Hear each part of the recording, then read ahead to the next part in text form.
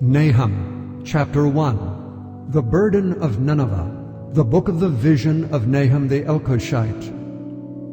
God is jealous, and the Lord revengeth. The Lord revengeth and is furious. The Lord will take vengeance on his adversaries, and he reserveth wrath for his enemies. The Lord is slow to anger and great in power, and will not at all acquit the wicked. The Lord hath his way in the whirlwind and in the storm, and the clouds are the dust of his feet. He rebuketh the sea, and maketh it dry, and drieth up all the rivers. Bashan languisheth, and Carmel, and the flower of Lebanon languisheth.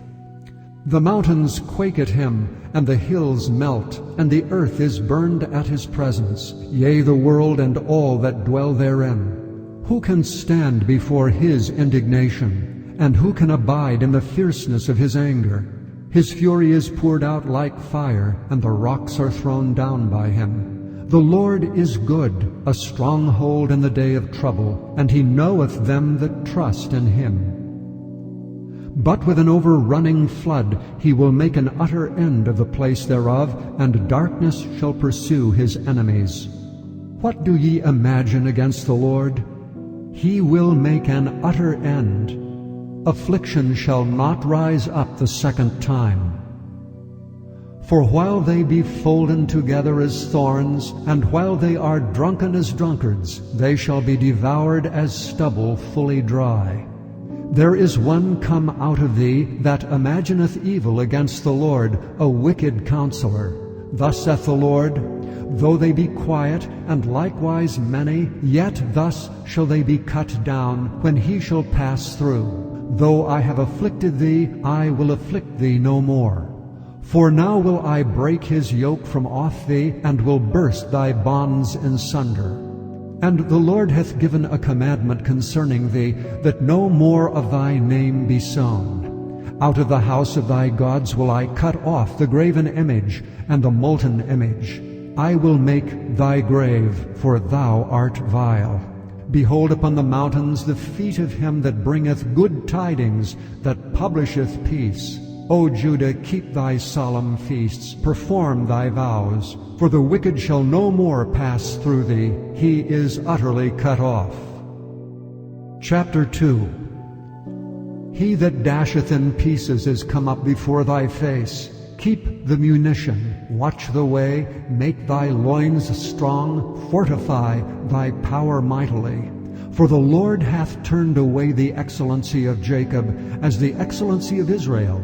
For the emptiers have emptied them out, and marred their vine branches. The shield of his mighty men is made red, the valiant men are in scarlet. The chariots shall be with flaming torches in the day of his preparation, and the fir trees shall be terribly shaken. The chariots shall rage in the streets. They shall justle one against another in the broad ways. They shall seem like torches. They shall run like the lightnings. He shall recount his worthies. They shall stumble in their walk. They shall make haste to the wall thereof, and the defense shall be prepared. The gates of the rivers shall be opened, and the palace shall be dissolved. And Huzzab shall be led away captive. She shall be brought up, and her maids shall lead her as with the voice of doves tabering upon their breasts. But Nineveh is of old like a pool of water, yet they shall flee away. Stand, stand, shall they cry, but none shall look back. Take ye the spoil of silver, take the spoil of gold, for there is none end of the store and glory out of all the pleasant furniture. She is empty and void and waste, and the heart melteth, and the knees smite together, and much pain is in all loins, and the faces of them all gather blackness. Where is the dwelling of the lions, and the feeding place of the young lions, where the lion, even the old lion, walketh, and the lion's whelp, and none made them afraid? The lion did tear in pieces enough for his whelps, and strangled for his lionesses, and filled his holes with prey, and his dens with raven. Behold, I am against thee, saith the Lord of hosts, and I will burn her chariots in the smoke, and the sword shall devour thy young lions, and I will cut off thy prey from the earth, and the voice of thy messengers shall no more be heard. Chapter 3. Woe to the bloody city! It is all full of lies and robbery. The prey departeth not. The noise of a whip, and the noise of the rattling of the wheels, and of the prancing horses, and of the jumping chariots. The horseman lifteth up both the bright sword and the glittering spear, and there is a multitude of slain, and a great number of carcasses, and there is none end of their corpses. They stumble upon their corpses. Because of the multitude of the whoredoms of the well-favored harlot, the mistress of witchcrafts, that selleth nations through her whoredoms, and families through her witchcrafts.